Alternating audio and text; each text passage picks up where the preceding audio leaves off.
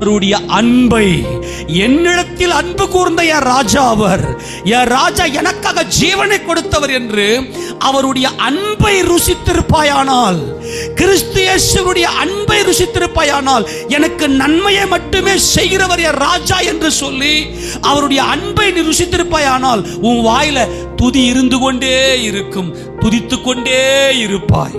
இப்போ துதித்து கொண்டே இருக்கிற இந்த ஆசாரியர்களுடைய அந்த ஒரு பவர் என்ன, அந்த ஆசாரியனுடைய வல்லமை என்ன? துதிக்கிறவனுக்கு மட்டும்தான் வல்லமை பெருகும்.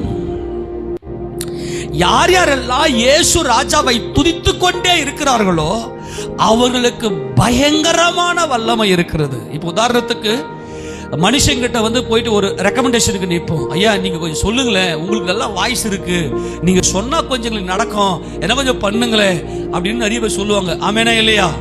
ஆமேனா? சர்வத்தையும் படைத்த சர்வ வல்லமையுள்ள ராஜாவுக்கு உன் வாய்ஸ், உனக்கு நல்ல இன்ஃப்ளூயன்ஸ் இருக்கணும்னா ஒரே ஒரு காரியம், அவர் அன்பை உணர்ந்த, அவரை துதித்து கொண்டிருக்கிற அந்த வாய் எதை கேட்டாலும் அதை உடனே கொடுக்க என் தேவன் வல்லமை உடையவர்.